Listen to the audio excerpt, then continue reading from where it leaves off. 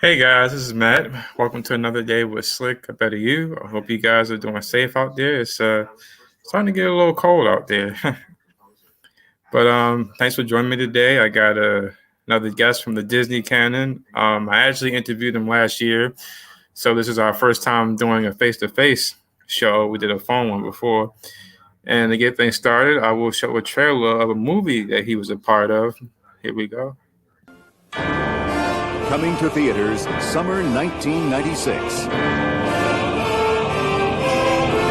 Walt Disney Pictures presents its all-new 34th full-length animated motion picture, The Hunchback of Notre Dame. Pour wine and cut the cheese. The magnificent Notre Dame Cathedral in Paris was the site where Disney animators drew their inspiration for the powerful story of Quasimodo, a man who lived in a world of isolation. Remember, Quasimodo, this is your sanctuary. But had the courage to dream of freedom. And up there, living in the sun.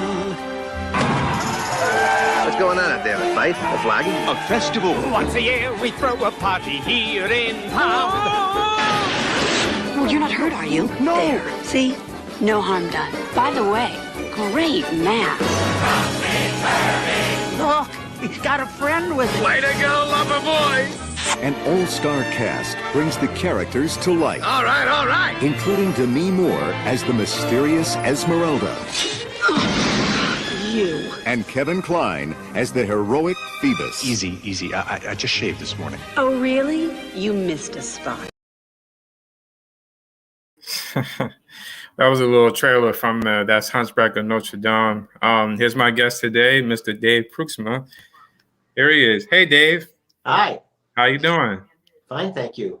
No problem. Thanks again for doing another interview with me. My pleasure. Yeah. What was it like seeing that? I mean, I know you worked on the gargoyles. Every time I see that stuff, I'm still amazed at what we were able to do, what we were allowed to do at that time.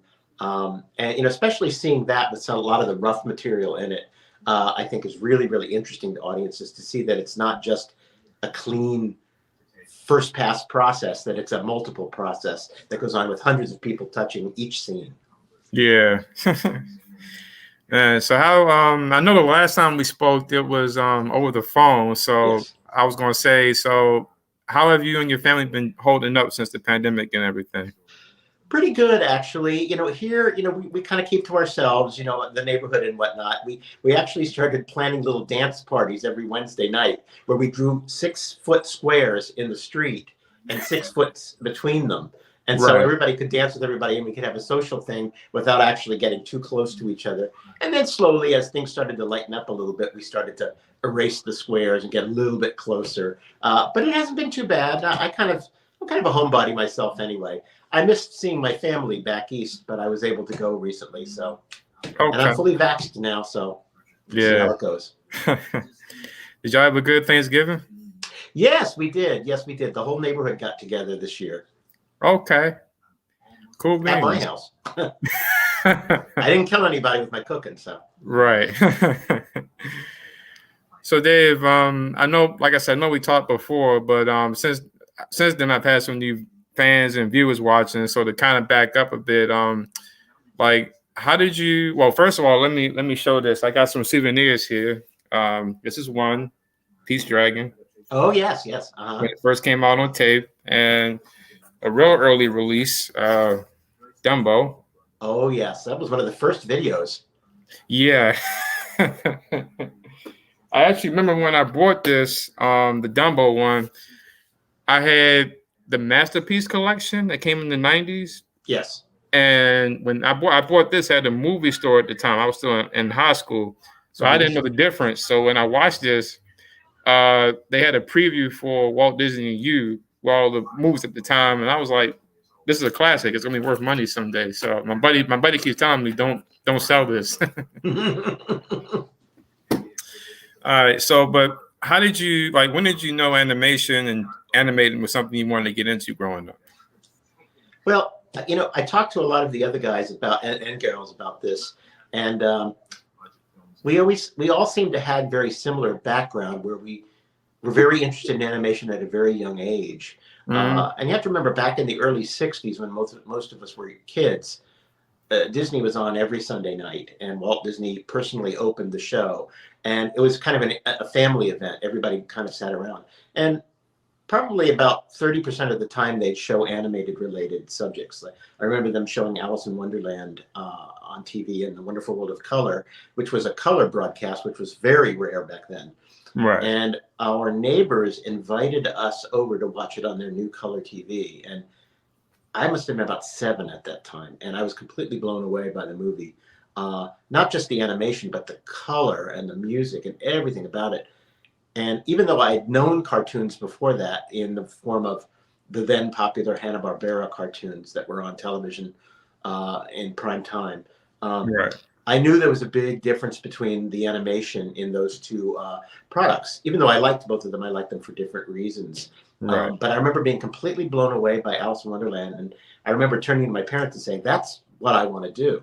And they just kind of looked at me oddly, like, no one knew what an animator was back then, And so they just kind of looked at me like, okay. But they were always very supportive of that. So, and I just kept doing it until finally I ended up college ready and went and studied animation. Now, I did watch a little bit what we did before, so my memory preserves me, but I don't remember if I asked this before. What was your favorite Disney movie growing up? My favorite Disney movie to this day is still Peter Pan. Okay. And the reason for that is pretty simple. It's just eye candy. It's a beautiful film with beautiful songs.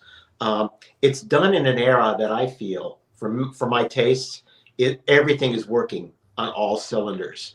From 1949-50, from Cinderella, I'd say, through Dalmatians, I don't think they made a bad picture. They're all sumptuous to look at and leaps and bounds above what anybody else was doing at that time. Not to say that the other studios weren't doing great stuff too, because I love Warner's and MGM and all of those, but the Disney feature product in particular was way ahead of everybody else and very sophisticated. Dalmatians is pretty much kind of not an adult film in the way that they talk about it now, but a very sophisticated film for the era. It stands up with the best of the live action films at that time in sophistication and writing and whatnot. So I really love that era. But Peter Pan was one of the first of that group, and it's got the Mary Blair color sensibility, beautiful Technicolor, beautiful multiplane, fantastic characters. It's an animated film. Like every character in that is wonderful. Right. Design is perfect. It's just for my tastes, it's everything I love in the Disney animated feature product in the classics area. And to this day, I remember seeing it in the theater when I was a kid, and in that scene where they're flying, you can fly, and they fly over the clouds. Right. And it's a multiplane shot. I remember the hair on the back of my neck standing up. It was just so exhilarating. That's what a film can be, an amazing experience when it has visuals like that. And I don't know, I was just hooked on that film, and I still watched it. I watched it when I was at CalArts, and I still watch it semi-regularly because it's so enjoyable to watch. Hey, I understand.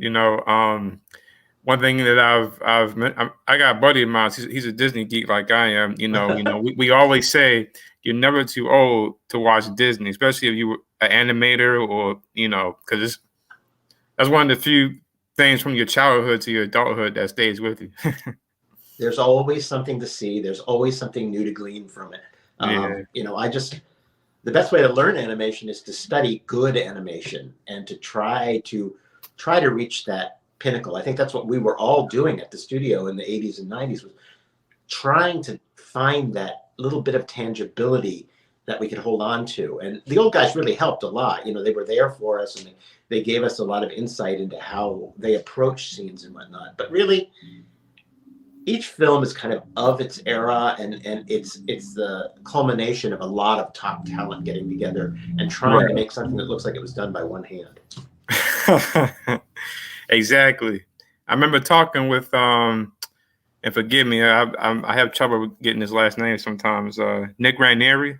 Yes. I talked with him, and we was talking about favorite Disney films, and I'm gonna tell him, like I told you, it's hard for me to pick my favorite ones, but I do, for me, The Jungle Book and Lady and the Tramp is one, as well as 101. And Yes. my mother, ironically, she loves rescuers, and so do I. She loves Bernard and Bianca. And Great characters. And when y'all did The Rescuers Down Under, I have to say, I always kept hoping y'all would do a third one because I wanted to know, did Bernard actually marry Bianca? Yeah, she's a very appealing character. Yeah, and for y'all to get Ava Gabor aboard to do that, and Bob Newhart, two legends. I love Bob Newhart's voice, and I did a lot of Bernard in the sequel, and I love his halting delivery because it gives you time to have the eyes kind of look around and him kind of trying to determine what's the best word to use and whatnot. And it's just wonderful when you get that kind of a voice track to animate to. There's a lot of meat to it. You can really get in there and make the acting work. Right. Now I have to confess to you because I don't think I have a least favorite Disney film because I love them all, but I have to say Alice in Wonderland is like so per se, and not that I don't like it, I do. I understand, but the scene where she gets kind of is dark and she starts crying and everybody else is crying. I'm like, dude, don't make all of us cry now. Come on now, just follow that rabbit and follow your way home. Now, don't start. That it's just so sad, but that I like action stuff. I like the funny stuff, like 101 Dalmatians with them getting away from Cruella. That's what I love. Well, the critique that a lot of people have about Alice is that there's not a lot of heart to it. And I think they were trying too hard at that point in the movie to make the audience care about her. But the book itself is very literate, and it's not prone to that much visualization. So it was really a stretch for them to make that picture, I think, and to make it appealing. Right. I love it for the artwork and the era in which it was made, but I can see flaws in the storytelling. It's very sequential. It moves from sequence to sequence to sequence with very little connection between them, as opposed to Snow White, an earlier film, which each sequence moves you further and further through the story. There's not that much story to Alice. She's lost and she wants to get home. Right. it's like another Wizard of Oz a little bit, where she's trying to get home and meets all these characters along the way trying to get back. Yes. Yeah. I think the only thing I like about Alice, though, is the scene with her in the door and when he says nothing's impeccable, nothing's impossible. Yes. Oh, very clever. And again, like the book, very clever in its wording. I like that too. So on a sad note, I have to say, what do you remember as a kid when you learned that Walt Disney had passed away? Because he was so big in Hollywood. He had did so much for these people. And when he passed in 1966, that just, like when Kennedy died and when many others over the years, it's like when he passed, it was like, what now? And who knew where Disney was going to go at that point? That's very true. That was the pervasive feeling. I was in elementary school at that time, and I remember the cover of Time magazine and everything like that. And it was sort of like losing a family member because, like I said, the TV show was on and Walt was kind of the ambassador of the television show. So we all knew him kind of as Uncle Walt, who came to visit us every Sunday night. And then all of a sudden he was gone. And I think he died fairly quickly. I don't think there was a whole lot of press on him being ill. He just all of a sudden died. Now, I know he was ill for a while, but it still came as a shock, very much like the Kennedy assassination and whatnot. Right. And I remember everyone just feeling really bad about that. Like we had lost somebody really amazing. And there have been very few people like Walt Disney in history, so it was losing quite a treasure to us all around the world, Now I have to say, Dave, from following you on Facebook since we last talked, I loved all the classic photos you posted from when you first came to Disney with you and there's one photo you posted and it was you and Kathy is in the background and Don Hunn's in the background and one of the guys was talking with you. I think it was your first day at Disney. It's like that photo and just I actually got the Howard Story is on my TV right now because I've been watching that and Waking Sleeping Beauty a lot. But it's I always get a thrill of looking at that. It's like I used to be like, I wish y'all had like a part 2 of Wake and Sleeping Beauty just to show all the behind the scenes footage and photos of that era of time, you know. Yes, well, there are some books in the works. Several colleagues are writing books from that era, and they're calling for photographs and interviews and whatnot to help spur memories and to have different perspectives on it. I don't know when or if those books will come out, but there's a lot of people out there who are interested in telling that story because it is an interesting story. It's not the same as the one from the 9 Old Men. It's different. We lived in a different world. We had different things going on, both technologically and stylistically and story-wise. So the tone of the films changed from those of the 30s, 40s, and 50s. Right. But I think that our generation had something to say, and I think we were all kind of sort of magically brought there together to make the pictures that we made for our generation. Right. Well, I'm definitely looking forward to it. I mean, I've heard, I mean, not to give anything away, but I heard Roger Ailes is doing something, his daughter. Yes, Roger's daughter is making a documentary on him, and they're interviewing quite a number of people. I did my interview a few weeks ago. And to me, I loved being asked to do it because I think Roger is one of the greatest people I ever worked with. He is such a warm, nice, talented man, and he brought so much to those movies. Yeah, he loved the classic films as much as we all do, and he's a very good storyteller and a wonderful man to work with. I always enjoyed working with Roger. So I was very pleased to be asked to speak on his behalf because I have nothing but high praise for him and many others. Yeah, I hope one day I can talk with him. I'm a fan of how he directed a lot of those pictures and him working with he worked with Brenda Chapman and oh yeah, I believe another top notch in my book. Yeah. And I think it was Rob Minkoff with Lion King he worked with. Yes, Rob's another. Rob was amazing. He was a natural. He came into the studio from CalArts, and it was like he had been there. There was no ramp up for Rob. He just came in with a burst, and he was just like all over the place, doing animation, doing story, doing music, doing this, doing that. Again, a very amazing talent, very high energy. Yeah. Now I have to say, like, so I know about the 9 Old Men. I'm a fan of watching that. With me, I never get bored when I watch like the DVDs and they show the making of a movie and they're on there. I always love watching that. And I always love Frank and Ollie. I always considered them like they're like the Mowgli and Blue, the Woody and Buzz, like the friendship that they had, and that work came out of the movies, and y'all learned from them as well. Yeah.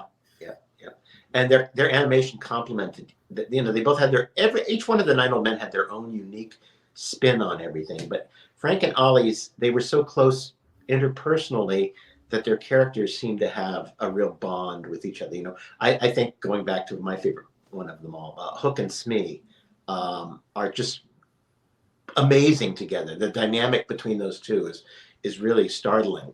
And I think a lot of that has to do with the relationship that Frank and Ollie had. Very much like the objects in Beauty and the Beast. Me being in there as Mrs. Potts and Will as the mantle clock and Nick as the candelabra. A lot of our personalities are very much like that, and our dynamic and our relationship is very much like that. And I think a lot of that came through in those characters, and it's what makes them so endearing and so believable.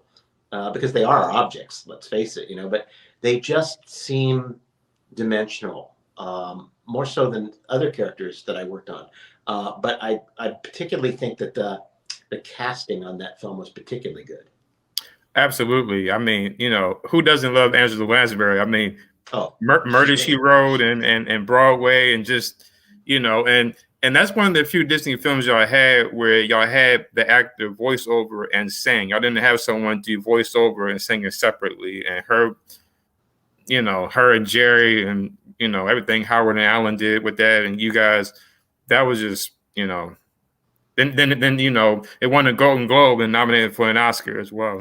Yeah, amazing. That was amazing because there was no animated feature category. That was, I think, a little frightening to some of the live action people to see this animated film that had always kind of been looked down on by Hollywood suddenly becoming a threat.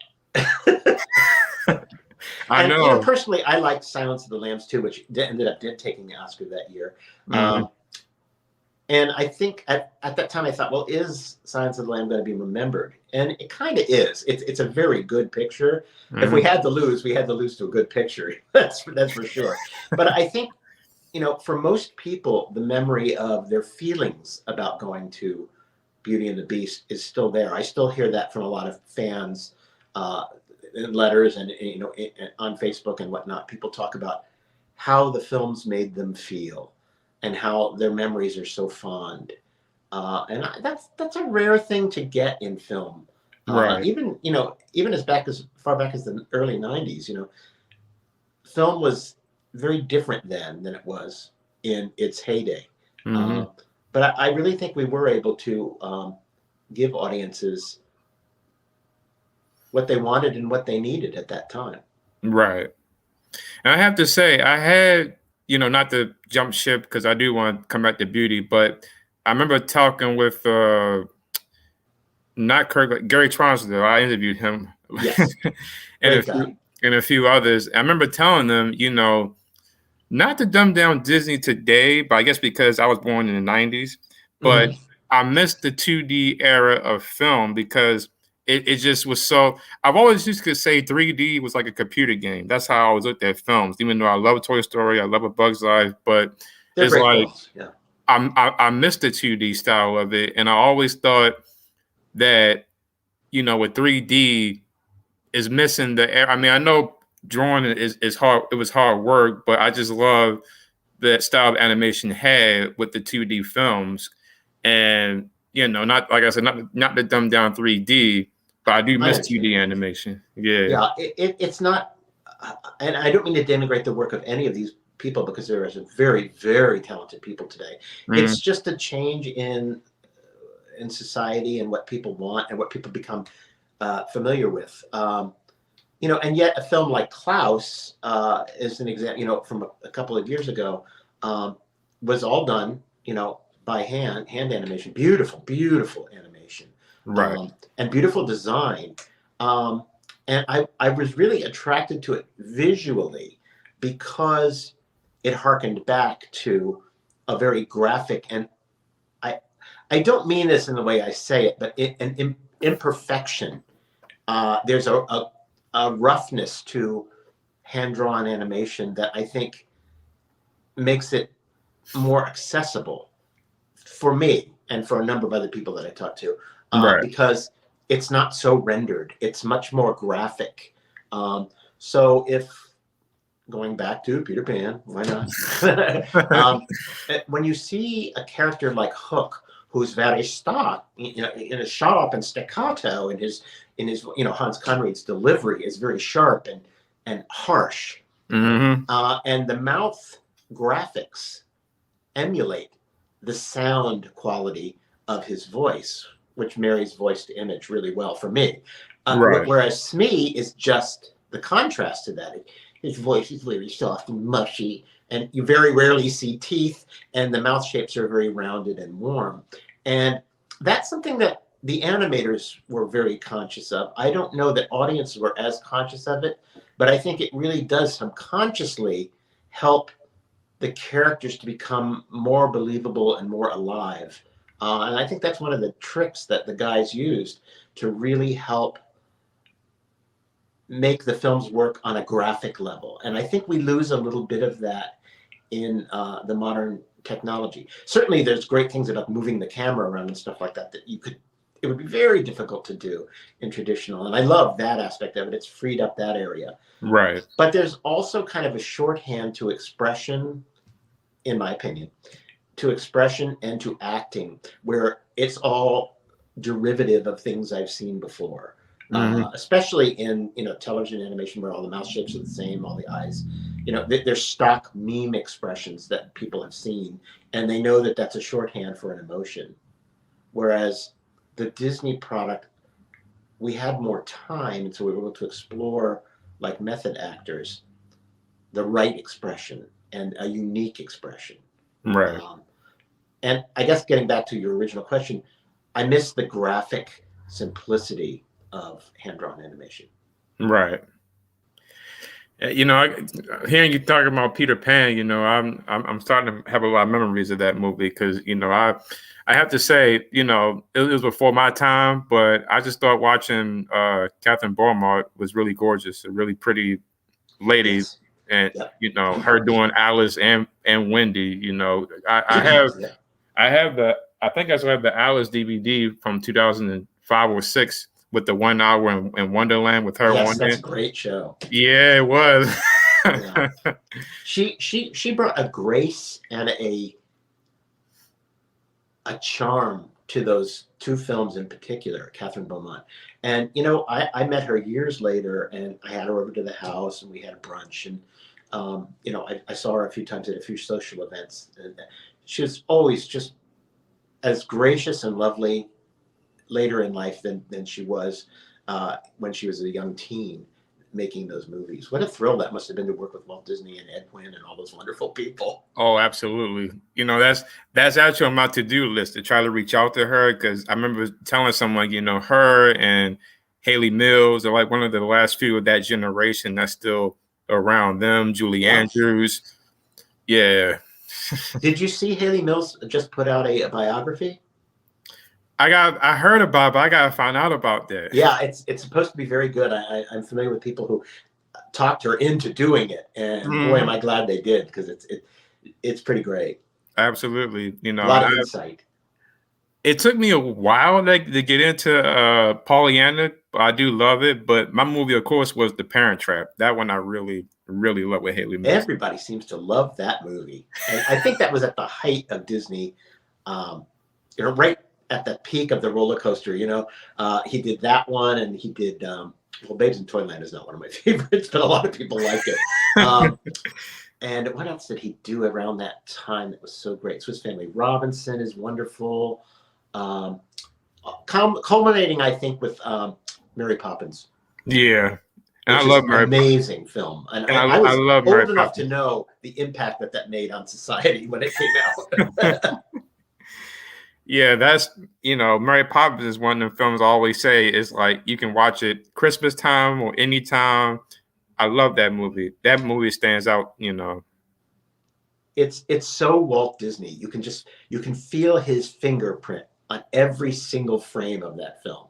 He was all over that, and it shows his brilliance. Absolutely. I'm sure you've seen the film they did, Saving Mr. Banks. Oh, yes. Uh-huh. Yeah. I thought Tom Hanks did good as Walt Disney. Yes, he did. Yeah.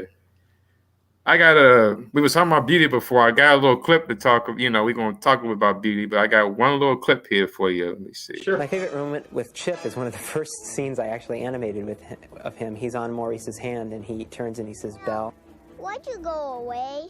Don't you like us anymore?" That really was a very sincere reading on the part of Bradley, and it was the first scene where I really felt like Chip came to life for me. He sort of sounds like an 8-year-old, or younger sometimes. I just think about if I was like him, what would I say, and how would I say it? I didn't see anything. Come along, Chip. There's chores to be done in the kitchen. Who was that strange young man? I know, right? Yeah, I love the photo you have of y'all two working together, with you showing Bradley when you was animating Chip. Oh yes, that was a photo op. They came in my office one day. They told me the day before they were going to bring Bradley in to just watch what I was doing, and he was the nicest kid. Just such a nice, mature, intelligent kid, but very playful too. And he wanted to sit and draw on my desk, and I did drawings for him. He did drawings for. I still have the drawings he did for me. Wow. And I still talk to him sometimes on Facebook and whatnot. Grew into a very fine young man, and he was a wonderful actor. That was a one-shot character that it was just kind of a gag, and he was so good that they just started expanding the role. which was great for me because I was doing both characters, you know. So I really enjoyed working with Chip. He was just kind of a little surprise about 2/3 of the way through the movie, and it was great working on that character. Yeah, you know, it's like looking at Mrs. Potts and them cups. You know, I always think of like a England British, like Mrs. Like, you know, when you watch one of the movies and they go another cup of English tea, you know, something like that. Very British, very British. But Absolutely. lower, you know, the lower class British, you know, a little, not quite Cockney, but you know, there. But I talked to Angela a lot about that character when we were starting out. I mean, obviously, a lot of work had been done on developing the character before I got on. My responsibility was to keep a consistent look and something that would work and be believable. But we did talk about influences for the character in the recording sessions. And she recorded, I think, Be Our Guest first. And so that was the first stuff I animated. And then we at the second recording session, we showed her what we were doing to translate her vocal performance into visual. Right. And she was really very interested and taken by it. And not that her original readings weren't pitch perfect, but she understood how the work was going to be interpreted. And she, you know, if a scene came where she was supposed to be hugged in the movie or something like that, or feel warm, she would like be in the booth by herself at the microphone, kind of going, oh, and, you know, and you got to watch this and you think, okay, she's really getting into a performance and not just a voiceover. Very different. Right. I actually recently just saw they did, I think he was there too. Y'all did like a podium, a Q&A, and it was, I don't know if it was like a few years ago. I don't remember. I think that was for CTNX. Okay. Yeah. And it was like that they brought in the supervising animators to do a Q&A and whatnot. Yeah. Yeah. I remember that. It was great seeing Richard White, who did Gaston, because I've never seen him in nothing. I'm like, who is this guy who can, you know, do the Gaston voice? And, you know, because other than Angela and Jerry, I didn't really know none of the actors. And of course I know Paige, you know, she did a lot of Yes, yeah. Oh, what a wonderful singing voice. Well, what a wonderful actress and singing voice she was. Mm-hmm. She is. You know, Robbie Benson was such a nice man. So much like one of us. You know, he wasn't like snobby or anything like that. He understood the animators. He hung out with us when we did press junkets and whatnot. Just a regular guy, and he just brought so much to that character as well. All the voices did, you know. Yeah. On that particular, Joanne Worley was great, you know, in kind of the throwaway role of the wardrobe, but she has a lot of great followers, and she did a wonderful kind of fruity, you know, over the top job, which I just love. Yeah. Yeah. Yeah. Beauty was one heck of a film, and you know, it holds close to me as well because the year it came out, that was the year I was born. Wow. I was born in 91. You saw it in reissue, obviously. Right? Did you saw it when it was shown like in the theaters later? Yeah. You know, they did do it. They've done an awful lot of reissues on that picture over the years. And, you know, it's really, you know, I just did a panel with Don. I don't know whether that's shown yet or not, but he brought a bunch of us together to do a Zoom panel. And 30 years, it just went like that. I mean, it's like, it's hard to believe. I can still remember what I wore, you know, what I had for lunch, you know. Wow. It was a very exciting and fun time to be working at Disney. Yeah, it was. You know, I remember asking you about that before. I mean, it was like you guys were the new kids there. Y'all Disney fans, of course. A lot of y'all came from Cal Arts, and y'all was going to be part of these films that was going, well, at the time, VHS. It was going to be put on the shelf. It's going to be in the market, and y'all going to be working on these films. And you know, it must have been something. I mean, you're working at a place where Walt Disney's legacy started, and then came Michael Eisner, Jeffrey Katzenberg, Frank Wells, Peter Snyder, then later Howard and Allen, you know, and they took Disney to a whole nother regime, like a whole nother level. Yes. I give most of the credit to Howard and Allen for the musical numbers and the storytelling for Howard in particular. Peter Schneider and those guys, they were more just management. They were kind of people that we did the movies in spite of, not because of. I have to say, pardon me for moving around. I gotta charge my computer out because the battery is now going low. Oh. I gotta get my cord. But yeah. What was the first film you worked on when you came to Disney? I started after my second year at CalArts. I took 2 years of college at Pratt Institute in Brooklyn, New York. Right. And then I realized that I wasn't getting animation knowledge. Great art knowledge, but not great animation knowledge. Because the industry was really in California. And my teachers told me that. They said, if you really want to work in the industry, you need to move to California. So I applied at CalArts and got in there. I was there for 2 years. And after I finished my second year, Disney called and said, why don't you come over? They called a group of us because the Bluth people had just left. And they had kind of a spot to fill. And that was fortunate for us because they pulled a lot of talent in on Mickey's Christmas Carol. And so that was the first film I worked on, was Mickey's Christmas Carol. I was a rough assistant and in-betweener for a number of animators, including Ed Gombert, Jay Jackson, and Toby Shelton in particular, and a few others. And then from there, we went on to Black Cauldron, and I was on Black Cauldron for a number of years. And then I was promoted to full animator on Great Mouse Detective. I gotta say, that movie, I love Great Mouse Detective, and I feel like that movie should get more credit because I thought it was good work done on that movie, and the story was it's a step in the right direction. And that was the first film that the younger crowd got to be really kind of deeply involved in. I mean, that's Ron and John's first big effort, and I found it incredibly entertaining and fun to work on. Brighter colors, a little bit more cartoony, a little bit more entertaining. But, I have to say, it might not have been the success it was if it had not been for a fresh eye on the product. And I have to give credit to Jeffrey Katzenberg for coming in and saying, we need to liven this thing up a little bit. It's a little too dirgy. And so it was given a little bit of a pizzazz that I don't think it would have been had he not seen that. Jeffrey was very good at finding out where the problems were. He wasn't good at finding solutions to the problems per se, but he was very good at pointing out where stuff needed work. Right. I remember going to meetings with him where he'd go, here, and they'd stop the video.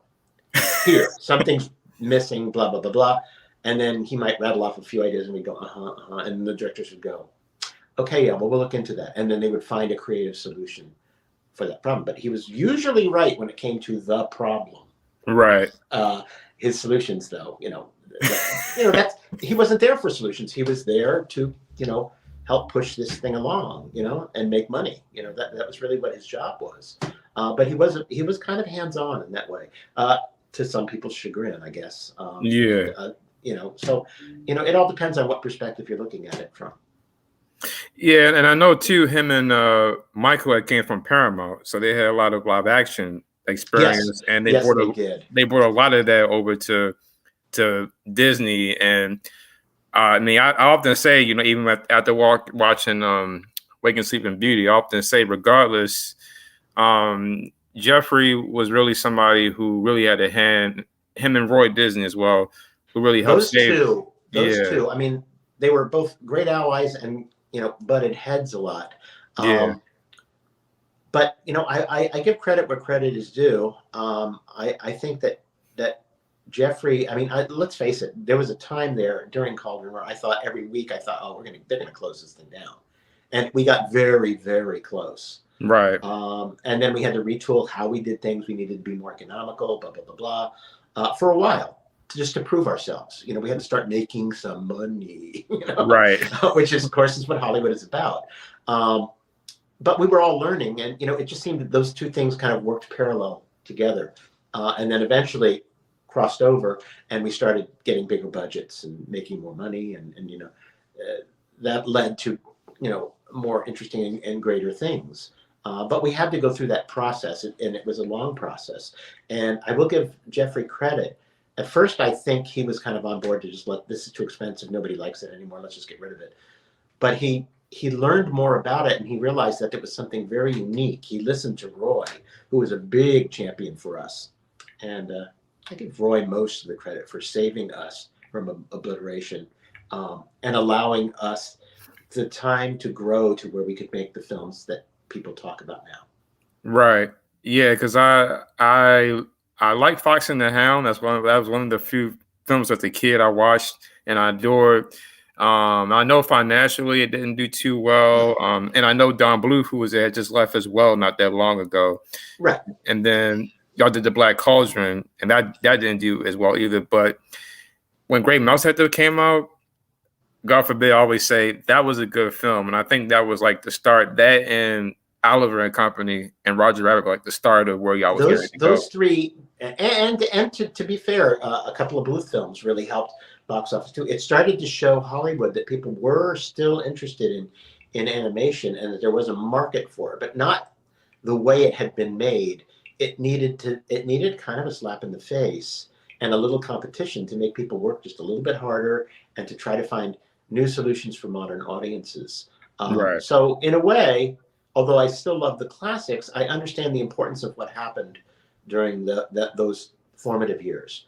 Don Bluth's film, like Land Before Time and Fievel, the Fievel film, and both those Fievel films, they really helped build the market to a point where then it just took off. It just exploded. And I think Mermaid probably, Roger Rabbit to an extent, there was a nostalgia to Roger Rabbit, and it's a very well-produced film. But Mermaid, the explosion started because it became cool for teenagers and young adults and couples to actually go see an animated film. Right. Whereas when I was a kid, I didn't even see Aristocats. As much as I loved animation, I didn't even see Aristocats because I was a teenager and I wouldn't be caught dead. What? At Aristocats. Oh man. Yeah, that's those three animated films from the 70s. I love Aristocats. I love Rescuers. Robin Hood I like on the fence because I love the Phony King of England. That song is so funny. It is great, isn't it? Yeah. I used to say it's an interesting film. It has its flaws, but it's got some gorgeous animation in it. Mm-hmm. Certainly it was better than anything else being done at that time. It just was not what people were interested in at that point in time. Right. I believe, But Rescuers seemed to be. Because when that came out, I was 20, I think. And I remember thinking, this is pretty good. This is actually entertaining. And I went to go see it several times. Yeah. Well, I got another clip of you about another film that you did that went up top. Let me see if I can bring it up here. Flit came about through a series of drawings that were done both by the story people and by the original concept people. He didn't end up looking the way he looked in the early drawings, but he was a springboard. At one point, he was a gossip. At one point, he was a messenger. He went through numerous changes until we finally clicked on who he was. Yeah, I remember you. When we first got a handle on who Flit was or how he could fit into the movie, I had done a short test, which didn't end up in the film, but I studied hummingbirds to determine how they moved and what made a hummingbird unique in its movement. And then I tried to adapt a personality to fit that, a nervous staccato movement. And I did a several second test. And when many of the lead people at the studio saw that, they realized that this character could come alive. And on the strength of that test, he was added to the story and interwoven into the story. Wow, that's a long time ago. I mean, Dave, I've heard a rumor you're going to grow that ponytail back, Oh, no, I don't think so. Oh, my dad hated that. Every time he'd see it, he'd pull on it. Dad, cut it out. That was the style. Yeah, What do you remember about Pocahontas, I remember it being a different film when I first got on it because I had my choice. I could have gone on to Lion King and done Pumbaa and Timon. That was offered to me at one point. And I just, at the time, Lion King's a great film, don't get me wrong. At the time, it was floundering and it really hadn't gelled yet. They didn't have the music. They didn't have Elton John on board. it was not the premier picture, and I think anyone will tell you that, even the directors. Right. It became a sensation, but it wasn't at that point. So I opted to go on to Pocahontas because Pocahontas to me had a very appealing look and style, very Sleeping Beauty-esque, but new. And I was attracted to that, to a stylistic choice that's very different from the curvilinear choices that we made in films like Aladdin or Beauty and the Beast. It had more angles, and I like the Leyendecker approach to stylization.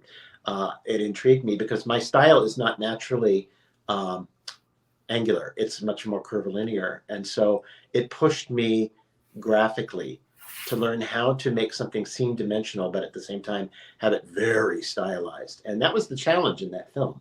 That and timing, making everything that needed to read with Flit, because he was always moving and always moving fast, you know. So yeah, I learned a lot on that movie, and I think it was a very good experience. I think Flit comes off pretty well. It's a shame that Flit and Miko and Percy aren't integrated a little bit better into the story. In the original past, there were different animal characters, and they were more integrated into the story. Right. But Jeffrey put out an edict that the animals would not talk, and that it was really like Romeo and Juliet or West Side Story in animated form. And unfortunately for me, I felt like that's when it started getting a little heavy-handed and preachy. And so I noticed the fun was kind of leaching away a little bit. And, you know, after a while we did a pass. I know we worked with the directors and the writers and whatnot, and we did a pass where we added more character fun bits in there. That whole thing with the diving off the waterfall, that did not really have Flit and Miko in it. And we were sitting around just sort of kicking around ideas, and we all came up with, there were several of us that came up with different parts of it, but we all came up with, well, what if Miko, you know, imitates her jumping off, and he ends up like realizing, oh, this wasn't a good idea, you know, and the whole kind of them going into the water and then the tail becoming the target for Flit, you know. Those are things we talked about and decided we could put those things in. And I think that those things are memorable parts of the film. And I wish that there had been more moments like that, but it was unfortunate that, you know, decisions were made early on that felt like it felt like the human characters were more important, and the human story was more important. And it was the main story, that's for sure. Yeah. But to me, the beauty of the older, you know, the classic Disney animated films is that the cartoon characters were completely integrated into the story, without taking anything away from the live action, more realistic characters like Snow White. You know, it was more, you know, the dwarves were very cartoony, and Snow White was very, very beautiful and realistic and fluid. But they worked together to tell the story in a fun and entertaining way. And I think we lost a little bit of that at that time. I think we took ourselves a little too seriously. And by we, I don't mean the artist. But we're candid today. Oh, yeah. But, you know, a lot of, I mean, you know, still, I mean, I feel Pocahontas was one of them films as a kid, because I still remember today being in pre-K when it came out, and my art teacher had a poster on her wall of the movie, and I would watch it going, I couldn't focus. I'd be like, I gotta go home and watch Pocahontas. It's like I was engaged in that, and then the whole the song "Just Around the River Bend" is one of my favorite songs, and it's a great song. You know, even today I can hear, like, on YouTube, somebody has the instrumental piece with just the music. I love all that, and the whole water, and it's that whole you know, I'm sure that took a lot of animation with her on the raft and them going, you know, all in the water. Honestly, I don't know how Glenn pulled that off, that film. He had a huge crew, a really good crew, but I'm telling you, that was a tough film to draw. Very tough. You know, because it challenged everybody. But I look at it surely as a piece of artwork, you know, of kinetic art. It's quite astounding. The art direction in it by Mike Giammo is quite beautiful. And it's very much like our generation's Sleeping Beauty. It's technically excellent, Right. but even Sleeping Beauty, as much as I love it and admire the work that went into it, it's not as engaging on a story standpoint or on a character standpoint as it is on a visual standpoint, which is really pretty breathtaking. Right. Yeah, Pocahontas, I was going to show you something. Hold on one second. I got this. Sure. I got this book here. Let me see here. One of these 3 books. All right. It's here in it's one of these 3 books because I did one sketch of, here we go. I'm gonna try to turn it so you can see it, but it's not the best. But when I was in elementary school and middle and high, I did some character sketches, and this is Coco one. Oh wow, yeah, I see. Oh, he was another tough one. And you had to get him shot by Thomas, the innocent one, unfortunately, and John Smith paid for that. Yeah. I did him, and it's not the best, but Grandmother Willow. Oh yes, wonderful character. Yeah. So, but yeah, I know. Because Jeffrey was still at Disney when y'all was working on that, right? At the beginning, he left towards the middle, maybe a little early in production. He kind of laid it down until we were in production, and then he surprised us all by saying that he was going to be opening DreamWorks. And I remember having a big party for him, and congratulating him and wishing him well. Yeah. I got one last clip to show you. It's another clip. We just talked about, I think we talked a little about this earlier, but this is you and Mr. Jason Alexander. Oh, no. No, Jason Weirder. That's it, perfect. This is my alter ego. Dave Pruiksma was the supervising animator of the Gargoyles, Hugo, and Victor. Hey, Dave, how do you guys come up with the character design in Disney animation? We get our inspiration from you guys, the voice talent. How you sound and how you look.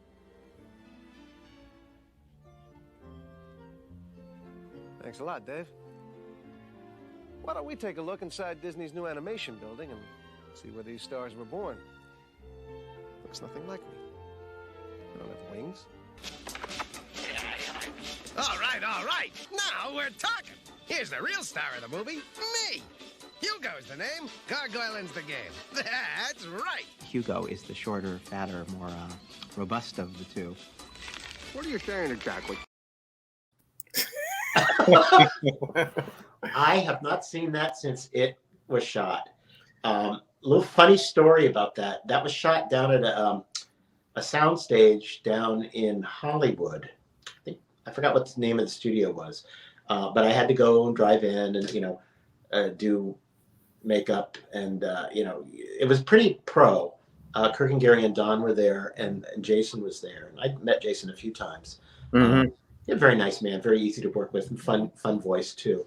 But I remember it was scripted, and it was not written in a way that was not natural for me to speak. And Jason, consummate professional, he goes through and he does this long speech, and I just have like a couple of lines, reacting to it, and I just could not get them right. And on the third take, I looked at the director and I said, "Can I just say what needs to be said in my own words without using the script?" He goes, "Oh, okay, let's try one of those." Did it on the first take. Wow. I apologized to Jason. I said, "I am so sorry you have to go through this for 3 takes for something that, you have all this to say and I have nothing to say." I said, "But I'm just not, I'm not used to speaking other people's words with conviction. I need to paraphrase."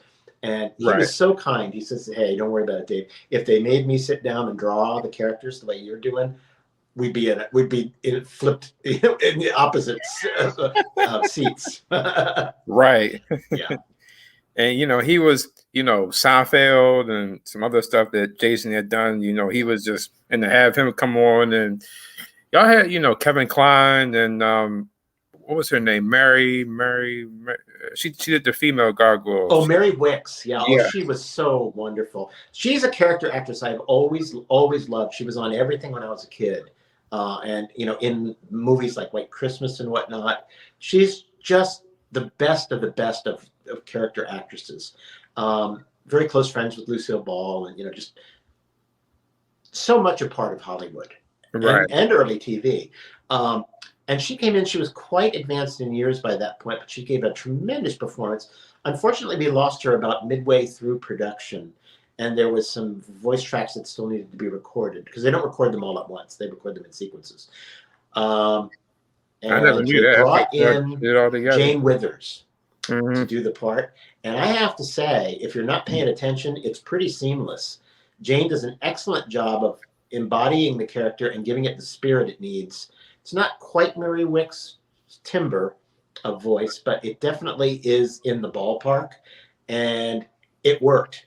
You know, Will Finn, who was the supervising animator on that character, was able to pull it off.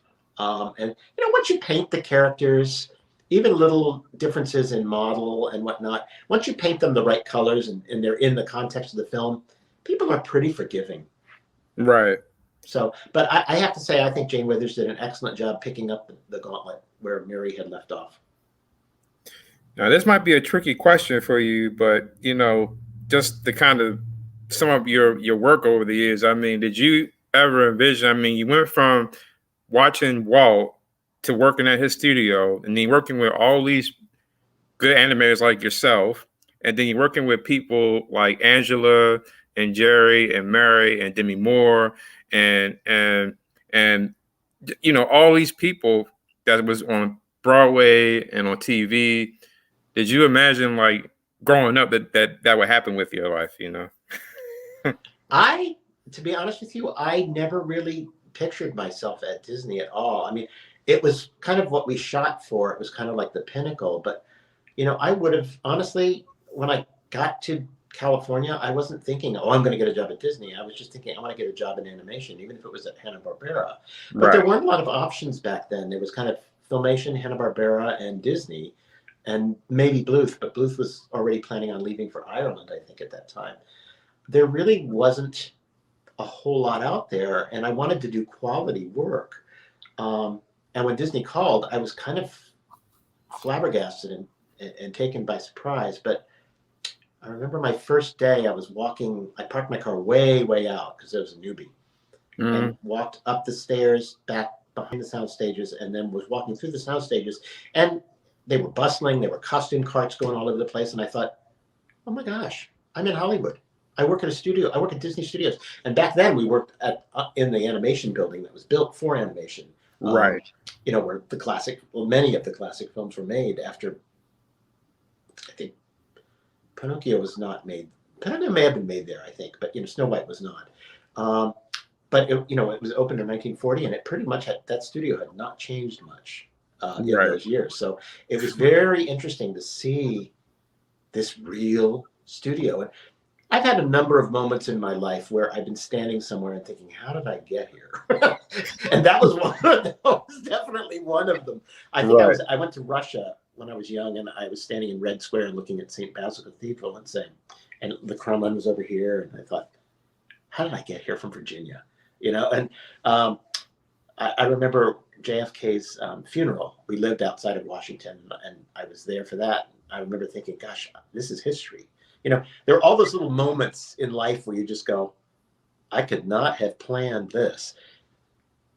But, you know, life has a way of happening while you're living it, you know, it really does. And I feel very, very fortunate and blessed to have been in the right place at the right time, because there were times where I didn't think I was. And I've heard young artists say that too. And I tell them, you are exactly where you need to be. You are exactly what needs to happen right now. But you have to be flexible, and you have to be open-minded. But always give it the very best you can. And that's all I tried to do. I never intended to be a Disney animator. I never intended to be perfect. I never intended to be the best of the best of the best. But every assignment, no matter how small, no matter how complicated, no matter how difficult, I always gave it 100% my best. Right. And that's what I tried to teach when I was teaching animation, was what works for you? What is the best you can do, not the best they can do? Because everybody in animation, like in acting, everybody brings something to the table. Yeah. And other animators could have done characters that I did, but they wouldn't have been the same. Right. They would have brought their own sensibility to it. And that's part of the fun of animation, is what's going to come out of me. Right. Yeah. That was my question. Next question to you was like, I know you've done some teaching. What was that like, teaching students in animation? Well, my generation was fortunate because when we came into the studio, Eric Larson was still there, and he would train each and every one of us. And I still remember and use the things he taught us then. And the other guys were there. Frank and Ollie was there. Ward would come in and do lectures and whatnot. They weren't gone. They were interested in passing on what they knew. And I think that Frank and Ollie's book, The Illusion of Life, is probably the best book on quality, full character animation that's ever been written, because it's really not about technique. It's about thought. And every time I've read it, I've gotten more and more out of it, even after I was a professional animator. But we had those people teaching us and handing us what they knew and saying, okay, go. And it took a while for us to integrate it, but we finally did.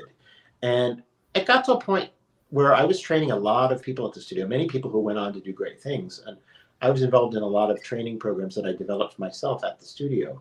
Right. Where I would work with people, I would mentor people, and I was good at it. And at one point, Peter Schneider called me in and asked me if I would be his Eric Larson, because Eric had left and had passed away.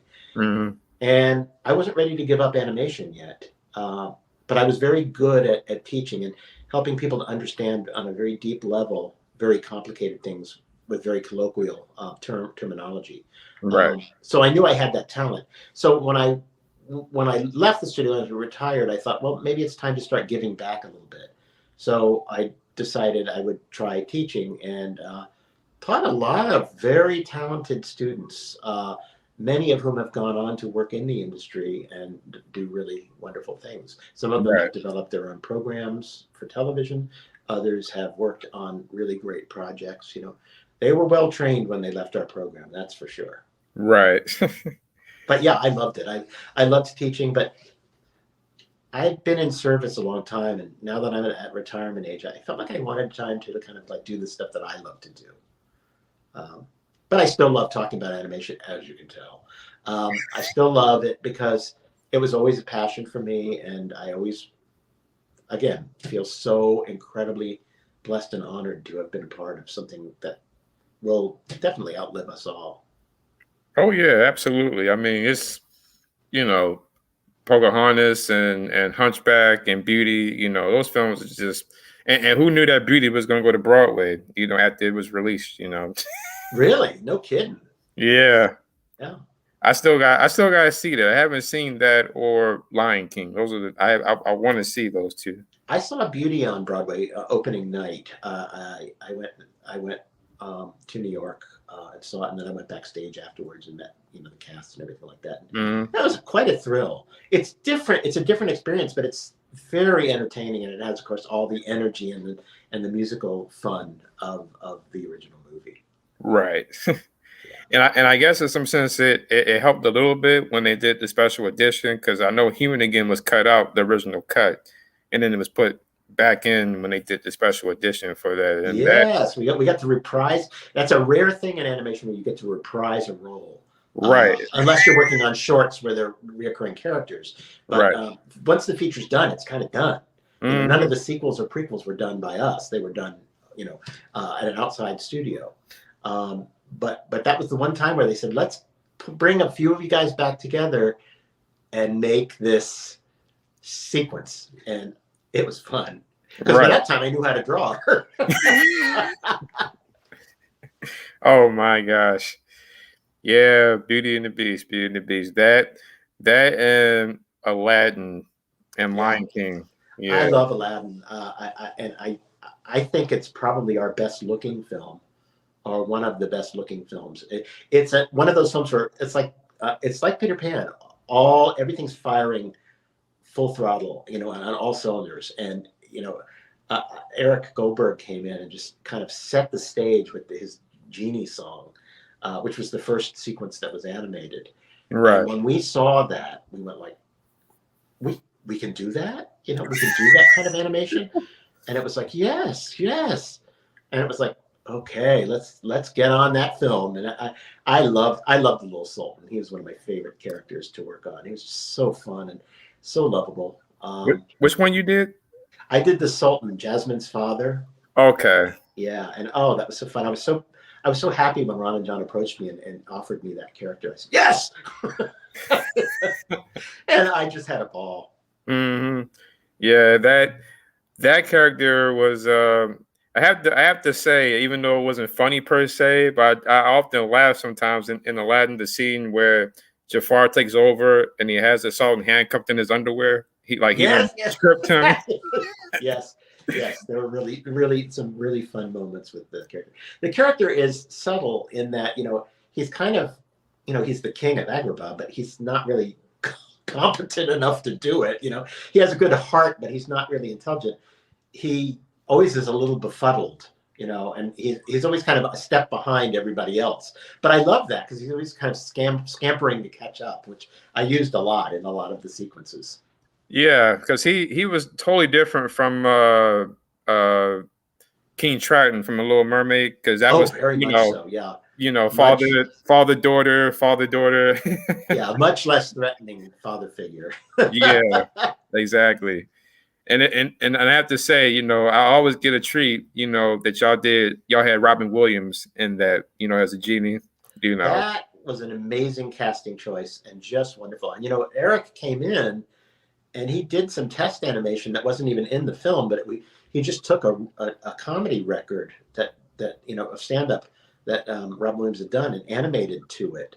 Right. And that sold the character a lot. Back then we had to sell our characters to make sure that they would work with the voice and with the concept, Right. And he did that, and it really makes that's the tent post that the entire film is hung on, is the genie, as far as I'm concerned on that film. Yeah. But the art direction is gorgeous on that. The color is gorgeous. The songs are great. It's just a wonderful film. Oh yeah, I love A Whole New World.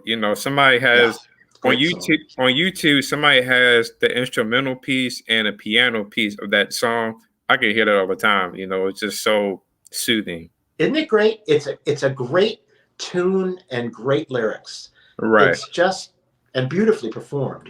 Too. But in any format, like you said, music, instrumental or whatever, it holds up. It's a really beautiful number. Exactly. And I loved how y'all had Peabo Bryson sang the theme for Beauty and Aladdin. Yes. That was great. I think originally they wanted Peabo Bryson and Celine Dion to do the Beauty and the Beast number in the movie. But they, I think Howard and Don and the directors held firm. They wanted Angela singing that song. And I believe she did it in one take, which is pretty amazing. That's what my understanding was. I wasn't there for that recording, but it's like it was written for her. And even though Howard did a demo version of it, which is also very good, right? Angela just hit a home run with that film, with that song, and I just wanted to animate it.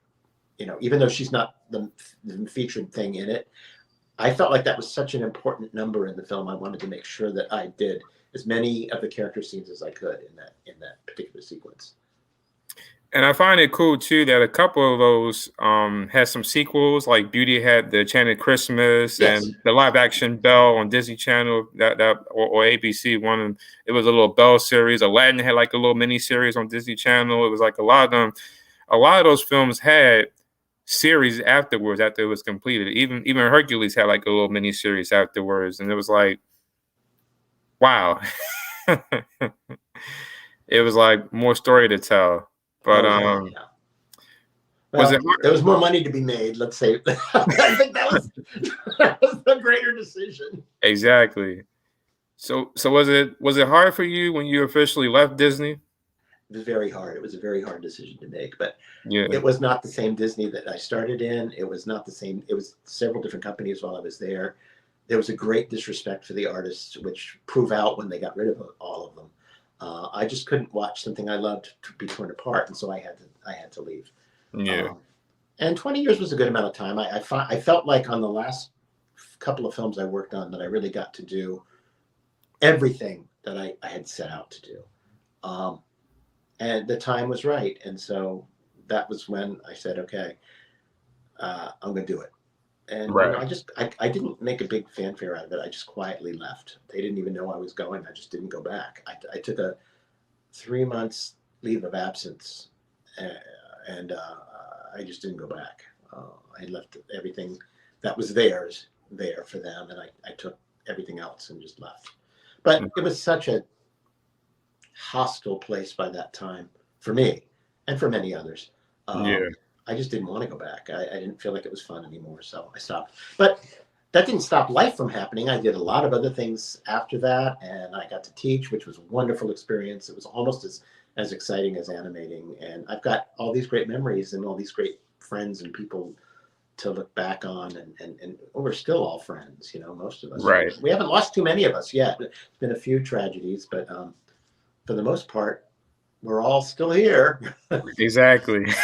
I remember talking with Gary and Don. I've had Don Hahn on as well. You know, Yes. just, you know, you guys have left one heck of a legacy, you know, and, you know, I hope, you know, I always say I wish one day you guys get together and like animate one more movie together just to see what happens. Even if it were just a short, that would be a lot of fun. It would only take a few Exactly. months to do a short. But yeah, it would be fun working with the guys again.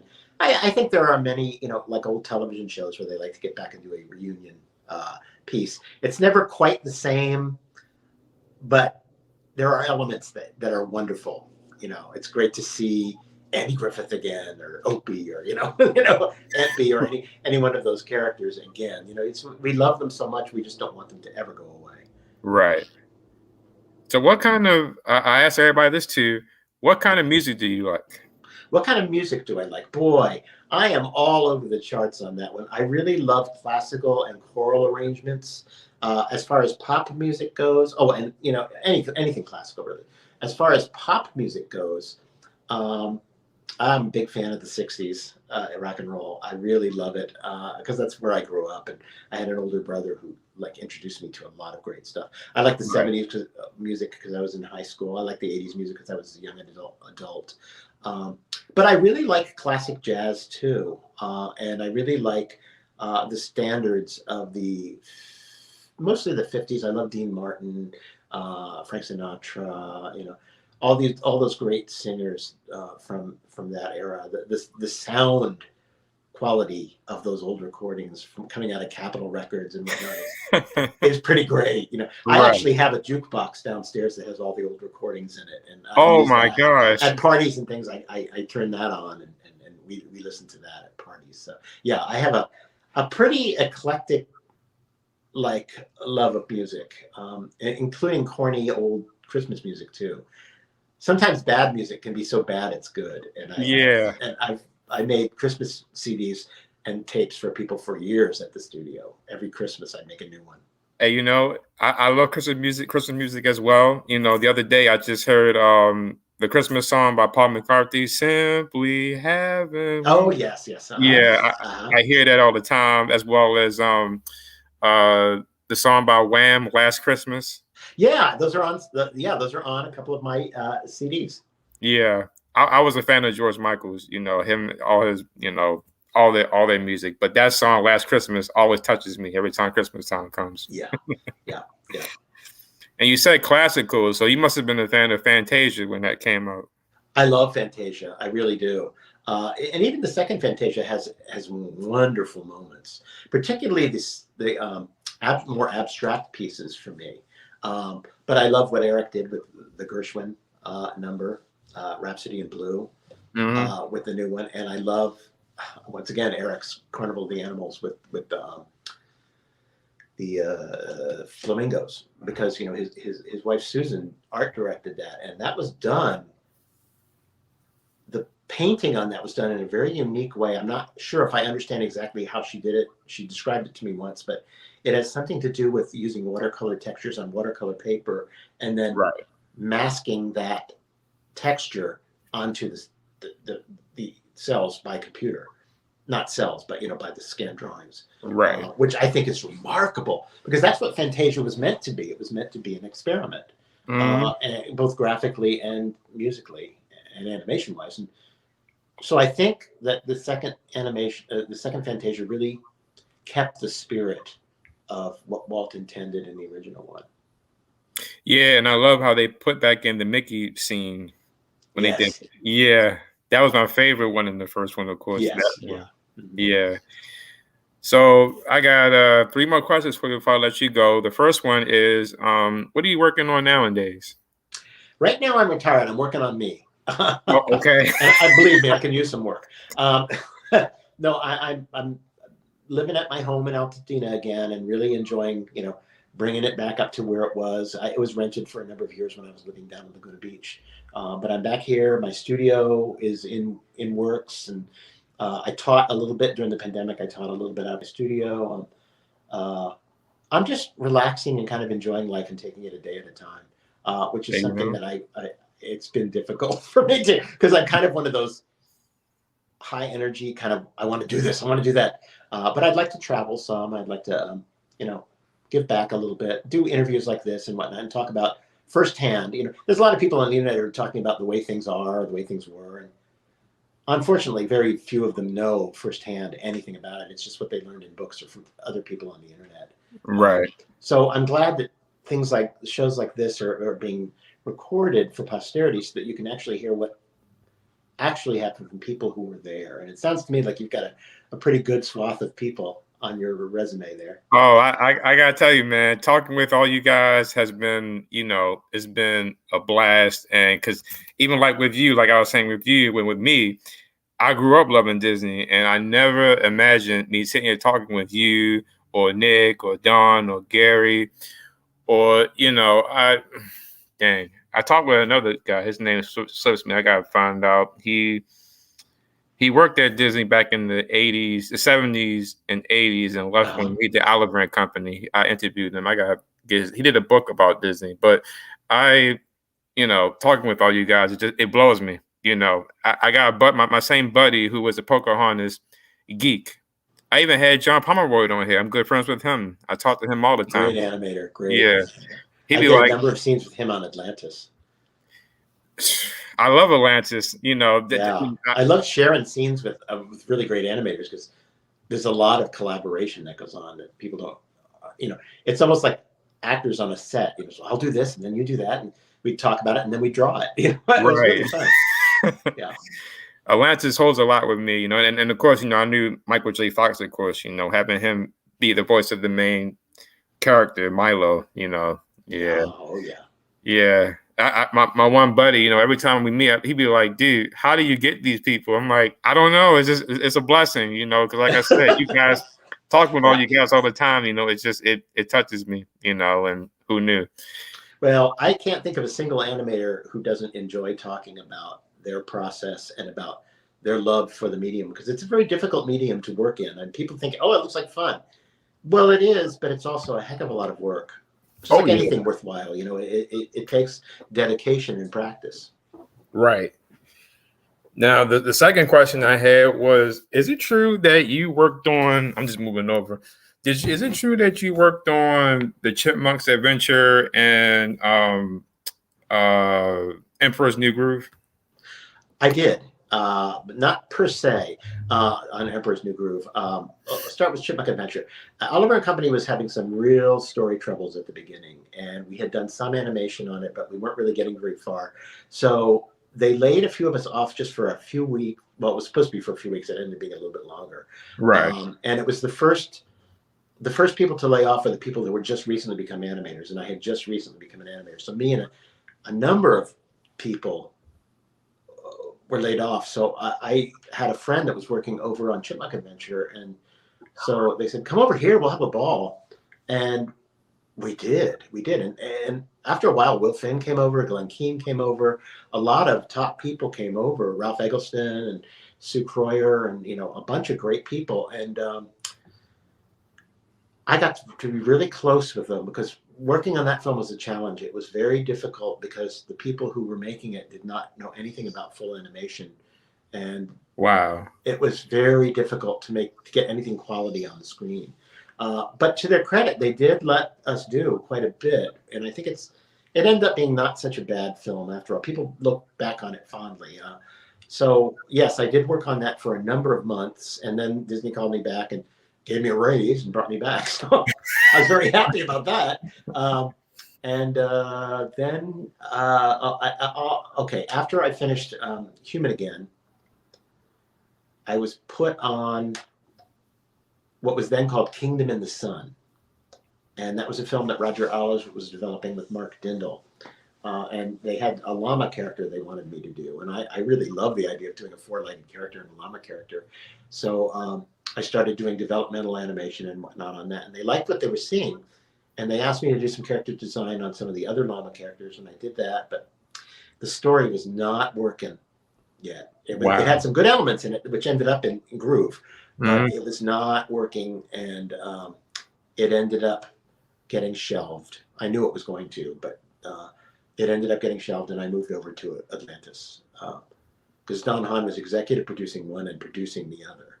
Right. And when he saw I was available, they snagged me for Atlantis, and I actually asked to do Miss Packard because she was so different from the kinds of characters that I had been known for that I thought, wouldn't it be fun to just do something really different, angular and nasty?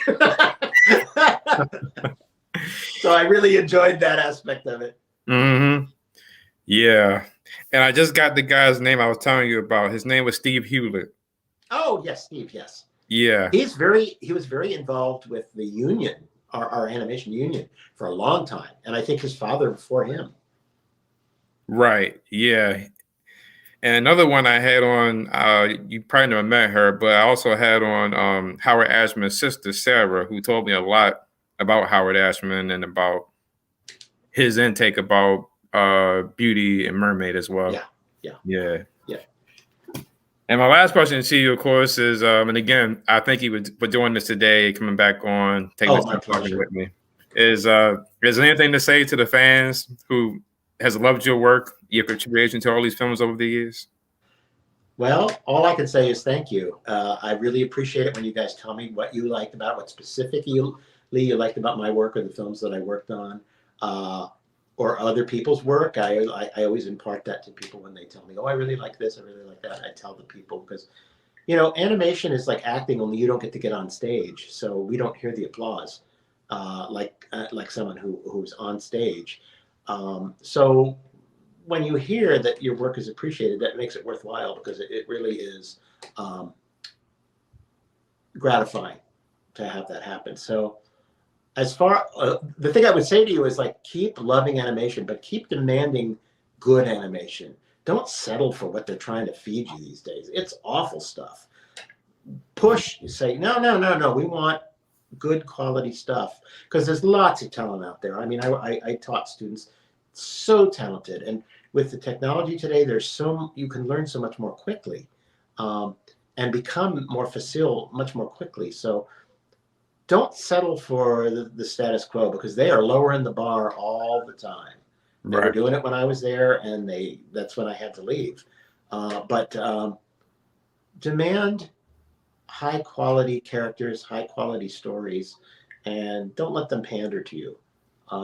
You're the audience. You have a say in the films that are made and the quality of the films that are made. So that's what I'd like to leave you with, I think. That was a good way of putting it. You nailed it right on the coffin. I won't say coffin. You nailed it right on the wall. I'll say that. Yes. But like I said, talking with you and many others over the years, since I've been doing this for the last 2 years, I mean, it's been fun. Hearing the insight, and it's like you said, you can easily read up about what happened, but hearing what actually happened, and and I always get clicked, on YouTube. There's a lot of behind the scenes footage, like what you saw with you in it. I always enjoy seeing that. You know, I think the only thing I always say is, I wish I was there with y'all when I was doing it. Well, you keep this up. You keep talking to people, because it's good that people get the truth from the horse's mouth. And you know, there's a lot of stuff going on right now that, you know, they so rarely even talk about the artists anymore. The artists have been relegated lower and lower and lower. And you know, you hear about the voice actors and stuff like that, but there's so many talented people, you know, working so hard on the films that are being made, and they're too afraid to give them the credit, because then they become valuable and they start to realize their value. And they started pulling back from that when I was there. You know, they suddenly realized, uh-oh, we got a problem. We got to pay these people. Yeah. Well, you know, at least we can give credit to Walt, because Walt in his TV shows had his animators in there. I remember he was proud of them. Yeah. I remember watching Frank and Milt talking about when they made Lady and the Tramp, and Ali and Mark Davis and Eric, watching all of them. And Walt had them on his TV shows from time to time, talking about when they would animate these characters. And and Willie Reitherman, you know, another great one. Yeah, he had great respect for those people. That's you know, and there are 9 old men, but there were so many other very talented people that worked on that didn't get that you know, tap on the head with the magic wand of Walt. But you know, I watch the movies and I can tell, you know, there are great scenes done by people you've never heard their names. And I think it's important that people do know that their work was appreciated, and that, you know, they did do animation that stands the test of time. Right. Well, you know, Dave, when I can, I'm going to sing you something. You know, you can watch it if you want to. I did a short documentary about the 80s. It's a short piece. I got a short version, and I also got like an hour version with Disney in it a little bit as well. And luckily, I don't narrate, because I don't think I narrate a little bit, but it's, you know, because I've done some short films, and I just did a documentary about a TV show from doing my podcast and hearing the actor talking about it, and doing this was just kind of my way of saying, let's translate people back younger to what happened back in the 80s and what happened during that era, and, you know, Soul Train, American Bandstand, and the AIDS crisis that was really huge back then, and just it's something. So, you know, if like I said, if you want, you can check it out.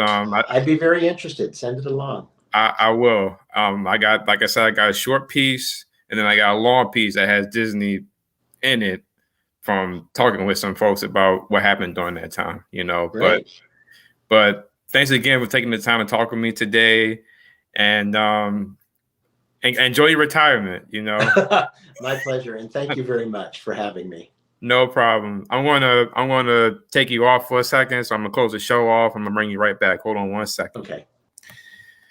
Well, guys, thanks for tuning in today for another day with Slick Better You. I hope you enjoyed talking with Mr. Dave. You know, and you know, Disney. I love it. Join me again in about, I guess, an hour and a half at 7 o'clock. I got another guest coming on from the Guiding Light. But you guys stay well, be safe, and enjoy.